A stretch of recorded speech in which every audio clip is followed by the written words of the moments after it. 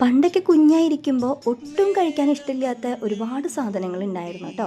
പണ്ട് അതൊക്കെ കഴിപ്പിക്കാനായിട്ട് അമ്മയുടെ വക ചില ചില പൊടിക്കൈകളൊക്കെ ഉണ്ടായിരിക്കും. ചിലതൊക്കെ അമ്മ വിജയിക്കും, ചിലതിലൊക്കെ അമ്മ ഫ്ലോപ്പ് ആവും ചെയ്യും. അപ്പോൾ അതുപോലൊരു ഐറ്റാണ് ഈ ബീൻസ് എന്ന് പറയുന്നത്. എന്താണെന്നറിയില്ല, ബീൻസിൻ്റെ പച്ചമണം എനിക്ക് ഒട്ടും ഇഷ്ടമില്ല. ഇപ്പോഴും ഞാൻ ആ ഉപ്പേരി ഉണ്ടാക്കുന്ന സമയത്ത് ഞാൻ കഴിക്കാറില്ല കേട്ടോ. പക്ഷെ വീട്ടിൽ പോകുമ്പോൾ ബീൻസ് ഉപ്പേരി കഴിക്കുമ്പോൾ എനിക്ക് ആ പച്ചമണത്തിൻ്റെ ഫീല് വരാറില്ല. അപ്പോൾ അമ്മ ഇതിലെന്തോ ഒരു പൊടിക്കൈ ചേർക്കുന്നുണ്ട്. ഇപ്പോൾ നമ്മൾ കല്യാണമൊക്കെ കഴിഞ്ഞ് ഇത്രയും നാളൊക്കെ ആയതിനു ശേഷം ഇതിൻ്റെ പൊടിക്കൈകൾ ഇപ്പോൾ നമുക്കും ആവശ്യമായി വന്നുകൊണ്ടിരിക്കുകയാണ്. അങ്ങനെ അമ്മ ആ പൊടിക്കൈ എന്താന്ന് പറഞ്ഞു തന്നു. ബീൻസ് തോരനൊക്കെ വെക്കുന്നതിനിടയിൽ കുറച്ച് ചിക്കൻ മസാലയോ അല്ലെങ്കിൽ കുറച്ച് ഗരം മസാലയോ ചേർത്താൽ മതി. ഇത്രേ ഈ വളരെ കുറച്ച് മാത്രം ചേർക്കണോണ്ട് തന്നെ ഇതിൻ്റെ ടേസ്റ്റ് ഒന്നും അതിൽ പിടിക്കില്ല കേട്ടോ. പക്ഷേ ആ പച്ച സ്മെല്ല് പോയി ഇതിന് വേറൊരു ടേസ്റ്റ് വരെ വന്നിട്ടുണ്ടായിരിക്കും.